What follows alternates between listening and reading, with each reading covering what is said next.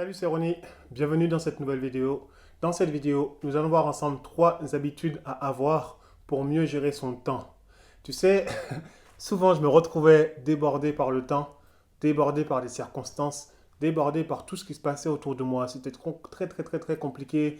Voilà, je courais toujours après le temps. Mince, faut aller au travail, je commence à telle heure. Tu cours, faut avoir le premier métro, le deuxième métro. Tu sais que si tu prends le troisième, pourtant il y a encore du temps. Mais waouh, tu arrives en retard, le patron ne sera pas content, il faut pointer à 6h30, on est toujours en stress, on est toujours en train de courir sans cesse après le temps. Et c'est très dur de vivre comme ça. Vraiment, c'est quelque chose qui m'a fatigué, c'est quelque chose qui m'a... J'en pouvais plus de vivre constamment en courant après le temps. Parce qu'au final, je me rendais compte que je faisais rien de mes journées.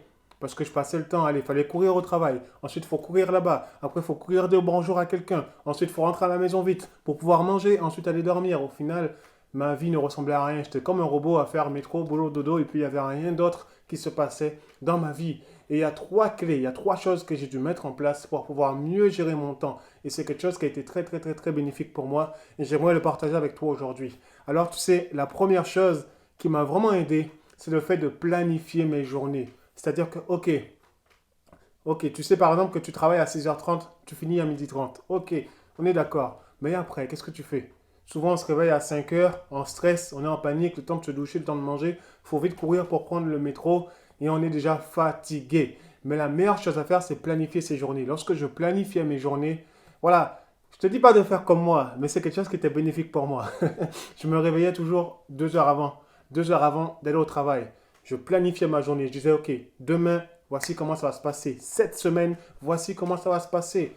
À 4 heures du matin, j'étais déjà debout. Pendant que tout le monde dort, moi, je suis debout. La première chose que je fais, je sortais à peine du lit, hein. Je partais à jeûne et j'allais courir. Aller courir, aller courir et aller courir. Ça me permettait d'être bien. Lorsque je rentrais à la maison, j'étais complètement réveillé.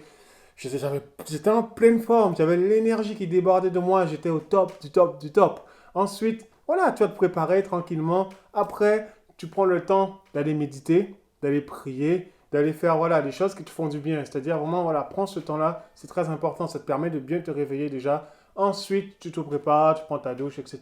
Et ensuite, tu peux partir au travail mieux, en gros, en étant moins stressé, en allant moins vite et ne pas courir après le temps sans cesse. La planification, c'est la clé pour ne pas courir après le temps. Au contraire, c'est le temps qui doit courir après nous. Lorsque je me réveille à 4 heures, ben, je suis content parce que je n'ai pas à courir. Je peux prendre tout mon temps pour aller au travail, je peux prendre tout mon temps pour me réveiller, pour mettre les choses en place, pour aller de l'avant. La deuxième chose qui est complémentaire, qui m'a aidé avec ça, c'était vraiment de minimiser les distractions. C'est-à-dire que oui, c'est bien beau de planifier, mais ce n'est pas suffisant parce que je peux très bien me réveiller à 4 heures du matin et pour première chose, aller me connecter sur mon téléphone, aller sur Snapchat, aller sur Insta, aller sur YouTube. Et puis au final, ben, ça ne sert à rien, tu perds ton temps et le temps il avance. Tu sais, on ne se rend pas compte, mais notre téléphone, ça nous fait perdre beaucoup de temps. On n'a pas l'impression comme ça, mais on est toujours accroché au portable et on n'a pas le temps de faire des choses. On n'a pas le temps. Ah mince, on se rend compte, mince, j'ai pas vu l'heure. Parce que ça fait passer le temps, tu te rends pas compte. Une vidéo, bon allez, je regarde allez 2, allez 3, allez 4, et après voilà, c'est fini. Et vraiment, c'est très important de minimiser cela.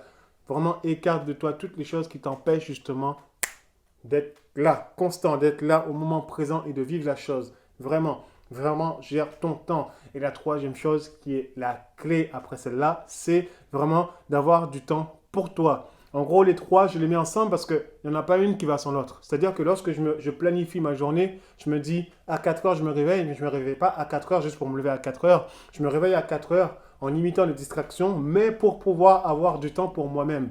C'est-à-dire que le but, c'est d'avoir du temps pour moi. Lorsque je vais courir, c'est pour moi, c'est pour mon bien-être. C'est pour avoir confiance en moi, c'est pour me sentir bien, c'est pour passer une bonne journée. Et vraiment, ça me permet d'être au top dès le lever du jour, je suis déjà prêt. Je n'ai pas à courir ni quoi que ce soit d'autre. Ensuite, lorsque je médite, c'est pour mon bien-être. Lorsque je prie, c'est pour mon bien-être. J'ai même le temps de faire de la lecture. Vraiment pour te montrer que le temps, je ne cours plus après le temps, c'est le temps qui court après moi. J'ai vraiment le temps de bien gérer les choses. Ces trois choses-là, c'est la clé. Ces trois choses-là, mais ça m'a permis d'être plus épanoui, ça m'a permis d'être plus confiant et ça m'a permis d'aborder le temps et la vie avec plus de sérénité. Donc vraiment, voilà, je le partage avec toi aujourd'hui. La première chose, planifie tes journées. La deuxième chose, même tes semaines. La deuxième chose, c'est minimise les distractions. Et la troisième chose, c'est prendre du temps pour toi-même. C'est très important. Si tu ne prends pas au minimum 1 heure par jour pour toi, ta journée ne sert à rien et tu as perdu ton temps. Alors voilà, c'était Ronnie. Vraiment, sois béni. Prends tout ce qu'il y a à prendre et partage-nous également dans les commentaires, toi, les choses qui te permettent vraiment de minimiser tes distractions, voilà, de bien planifier tes journées. Comment tu fais pour gérer ton temps? Je souhaite savoir. Donne-moi les réponses. Dis-moi comment tu fais et je te dis à très très vite. Ciao.